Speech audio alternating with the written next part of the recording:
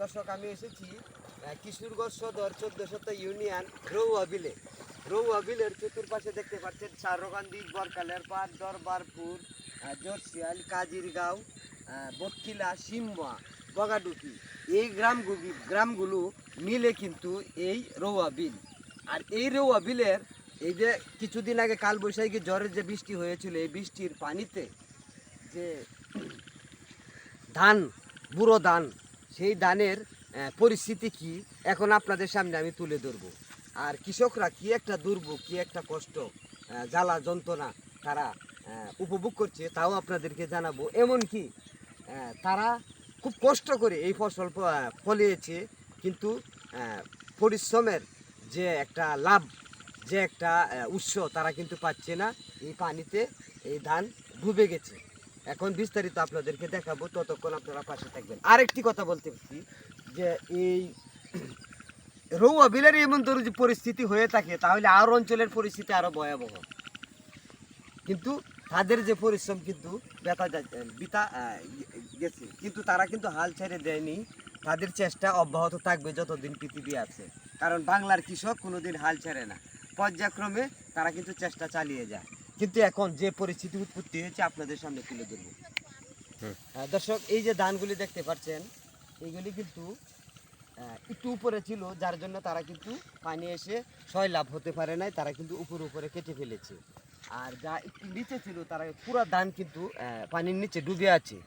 তারা খুব কষ্ট করে এই ফসল ফলিয়েছে, কিন্তু লাভ হলো না। বিধাতার কি খেলা, বিধাতার কি লীলা, পানি এসে, কালবৈশাখী ঝড়ের পানি এসে কিন্তু সব ডুবে ফেলেছে। দর্শক, এই যে আপনারা দেখতে পাচ্ছেন, কি করবে, বৃষ্টির পানি যখন এসেছে তখন কিন্তু তারা এই ধান, মানে এই যে বলে যে মোটা, তারা আটটি পর্যন্ত বাঁধতে পারে নাই। তারা কিন্তু এই ধান নৌকার মধ্যে উঠিয়ে কোনো রকমে কেটে তারা এই উপরে নিয়ে এসেছে। শুধু খালি আশ্বাসে তারা যে পরিশ্রমটা করেছে, এই পরিশ্রমটা যেন ব্যাঘাত না যায়। খুব কষ্ট করে কিন্তু তারা এই দিচ্ছে। অল্প জমি, আর বাকি জমি সব পানির নিচে। চাচা কেমন আছেন? গালো হাত দেবো রয়েছেন বেড়া, কারণ কি বাবা লেবুর পানি টানি সব লয়ে গেছে। খালি এই যে সামান্য একটু জমি খালি আছে, আর ব্যাগটা পানির নিচে ডুবে গেছে। এগুলি কাটতেছেন না, খুব তো দুঃখের বিষয়। তবে এই জমিগুলি করতে তো আপনার অনেক টাকা, সার, গোবর, কামলা, মজুর, এমনকি অনেক টাকা ইনভেস্ট করা হয়েছে, কিন্তু এই জমিগুলো পানির নিচে যাওয়া গেছে তো আপনার খুব ক্ষতি হয়েছে, অভাবও পড়েছেন গা। আচ্ছা, কিন্তু এই জন্য কি কৃষি কাজ ছেড়ে দিবেন? না, দর্শক, কৃষি কাজ কিন্তু ছাড়বে না। এটা বিধাতার খেলা, বিধাতার লীলা, কিন্তু সে কিন্তু চেষ্টা চালিয়ে যাবে, কৃষি কাজ করবে। এমনকি এই কৃষি কাজ তার মৃত্যুর আগ পর্যন্ত অব্যাহত থাকবে, কারণ বিধাতার উপরে তো কোনো কিছু করার নাই। আল্লাহ দিছে, আবার আল্লাহ পানি নিব, কিন্তু সে হাল ছেড়ে দেয় নেই। আচ্ছা, তবে প্রশাসনিক ভাবে কিছু সাহায্য সহযোগিতা চান না? আচ্ছা আচ্ছা আচ্ছা, ইনশাল্লাহ ইনশাল্লাহ। ভাইজান আসসালামু আলাইকুম। ওয়ালাইকুম আসসালাম। কেমন আছেন? জি আলহামদুলিল্লাহ। এই কথা আমি বলতাম না যে আপনি খুব ভালো আছেন। পরিস্থিতি যে ভয়াবহ, এই যে দেখতেছি, অনেকটু যদি বলতেন যে কতটুকু জমি পানির নিচে আছে, আর সময় সাপেক্ষে কাটতে পারলেন না, কালবৈশাখী ঝড়ে সে পানির নিচে নিয়ে গেছে, তো একটু বলেন।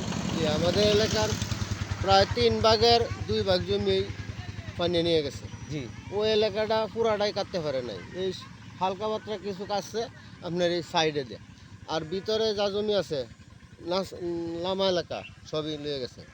একবারে দেখতেছেন দলি, এগুলো কিন্তু সব জমি, ধান জমি সব বন্যা পানি নিয়ে গেছে।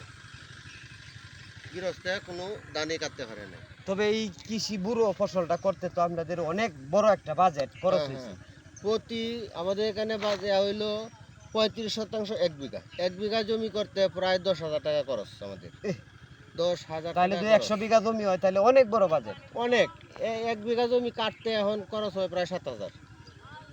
এখন আপনাদের যে এই যে দুর্ভোগ, এই যে কষ্ট, পানি ফসল ফলাইলেন, ভালো ফসলও হয়েছে, বাম্পার ফসল, কিন্তু ফসল তো এই কালবৈশাখী ধরে পানির নিচে চলে গেছে। কিন্তু আপনারা তো খুব কষ্টে, তো প্রশাসনিক ভাবে কোনো হেল্প সহযোগিতা আপনারা চান না? হ্যাঁ চাই, কিন্তু আমরা এখন পর্যন্ত কোনো সহযোগিতা প্রশাসন পাচ্ছেন না? পাচ্ছি না। আচ্ছা, এই যে এখানে ধানগুলা পানি নিচে থেকে ডুবায় ডুবায় ডুবাই আনা ডুবাই হচ্ছে। কাটছে। জি। আচ্ছা, কি করা যাবে? তবে কৃষিকাজের যে একটা হাল, এটা তো আপনারা ছাড়বেন না। না না, ইনশাল্লাহ এটা অব্যাহত থাকবেই। থাকবেই। হ্যাঁ, বাংলার কৃষক তাদের হাল কখনো ছাড়বে না, তারা সুন্দরভাবে তাদের যখন যে ফসল আসে তারা করিয়ে যাবে। হ্যাঁ ঠিক আছে। আচ্ছা, আসসালামু আলাইকুম। ওয়ালাইকুম আসসালাম। কেমন আছেন? আলহামদুলিল্লাহ, আল্লাহ ভালো রাখছে। ভালো থাকলেও কিন্তু ভালো না। দর্শক, এই যে দেখতে পাচ্ছেন, এগুলি তো পুরা পানির নিচে ছিল। পানির নিচে তারা খুব কষ্ট করে উঠিয়ে মানে কোনো রকমে আর কি এই অল্প কিছু সংগ্রহ করতে পারছে, কিন্তু আর বাকি যে এগুলি কিন্তু তারা সংগ্রহ করতে পারে নাই। আর সংগ্রহ করছে তাও যে থাকবো এর কোনো গ্যারান্টি নাই। এগুলি যদি কমায়া যায় কিংবা এই কোনো ভাইরাস ঢুকে যায়, তাহলে এগুলি খাওয়ার উপযুক্ত হবে না। ধান মোটামুটি জ্বালাই গেছে। আচ্ছা ভাই, আপনার কাছে আমি একটা প্রশ্ন করি। এইদিকে কতটুকু জমি আপনার পানির নিচে পড়ছে? এক দেড়শো পানি। আর এই জমিটা খরচ কাটতে কুটতে তুলছি যে অল্প কিছু, অল্প কিছু তুলছি, আর বাহিটাই পানির নিচে গেছে। পানির নিচে গেছে। তবে হাল ছাড়ে দিবেন। হাল চারণ দেব বাংলার কৃষক কখনো হাল ছাড়ে না। না, হাল এটা চারণ হচ্ছে বিধাতার খেলা, বিধাতার লীলা, বিধাতার খেলা। হ্যাঁ। এই বছর দিয়েছে, এই বছর আবার সম্ভবত হবে। হ্যাঁ, আল্লাহ দিব তো। আচ্ছা, তবে অনেক তো টাকা পয়সা খরচ হয়েছে। অনেক টাকা পয়সা খরচ হয়েছে। তবে প্রশাসনিক ভাবে যদি কোনো হেল্প সহযোগিতা আপনারা চান, তাহলে কি যে আপনার জন্য প্লাস পয়েন্ট হবে না? অবশ্যই তবে আপনারা তো আশাবাদী। আশাবাদী। আচ্ছা, ধন্যবাদ। আপনাকে মন খারাপ করবেন না, আল্লাহর উপর ভরসা রাখেন। হ্যাঁ, আলহামদুলিল্লাহ।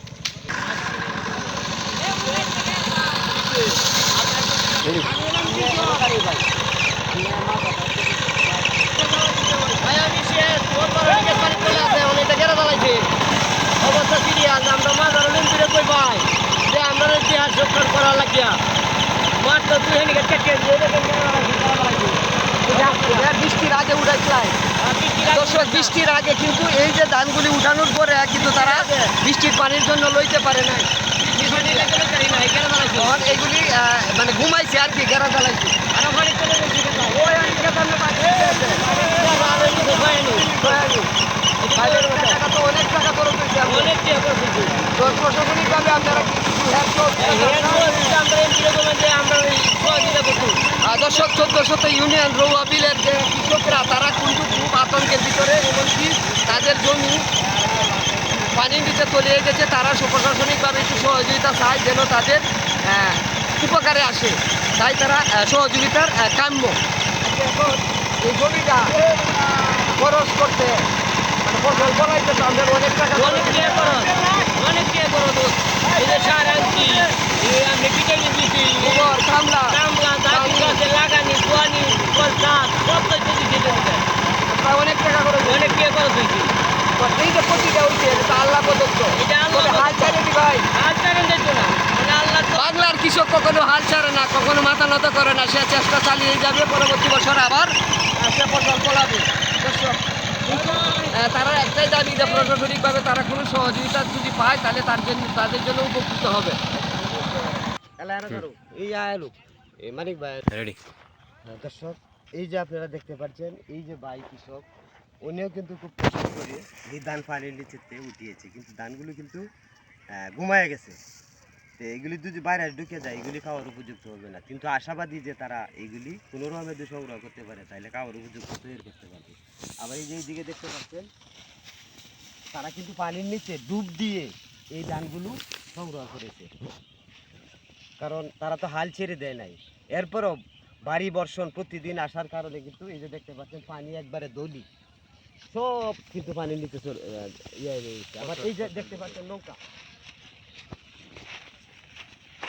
ভাই চল যাবো মানিক ভাই। হ্যাঁ, না না না, দেখা দিলে লড়িয়ে দেবো গা। এই যে দেখতে পাচ্ছেন নৌকা, এই নৌকার মধ্যে এই যে ধান, এইটা কোনো রকমে তারা পানির নিচে ডুব দিয়ে কিন্তু উঠিয়ে নিয়ে Ready? এই কতটুকু জমি আপনার এখানে? আমার জমি 10 কানি, 10 কানি। 10 কানির মধ্যে 1 কানি উড়াইছি। আর পুরা জমি পানির পুরা নিচে। 9 হারি জমি পানি নিচে। তবে মোটা অঙ্কের একটা বাজেট তো খরচ হয়েছে।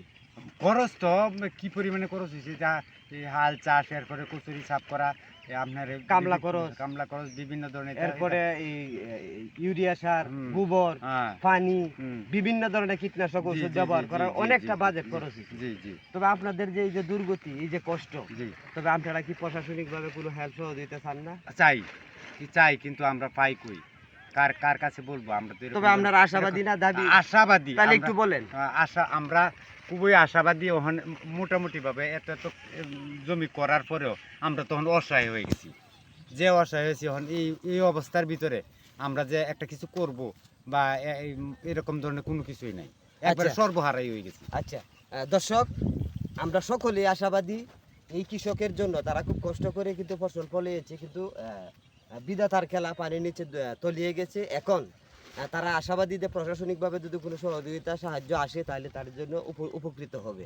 তা আজ আমি 1400 ইউনিয়নের যে রৌয়া বিল, এটা আমি তুলে ধরেছি। আর রৌয়া বিলের যে আউর এলাকা আছে আরও পূর্ব দিকে, সেই দিকের অবস্থা তো আরও ভয়ানক, আরও খারাপ। তবে আমি এই উজান এলাকার যে দৃশ্য আপনাদের সামনে তুলে ধরলাম। সবাই পাশে থাকবেন, এমনকি এই যেখানে যে জিনিসটা প্রয়োজন এটাই কিন্তু আমি তুলে ধরেছি, যা বাস্তব জ্বলন্ত প্রমাণ। সবাই ভালো থাকবেন। আজ এই পর্যন্তই। মানবাধিকার প্রতিদিন, মানবাধিকার টিভি, মোহাম্মদ হামিদ, কিশোরগঞ্জ জেলা প্রতিনিধি।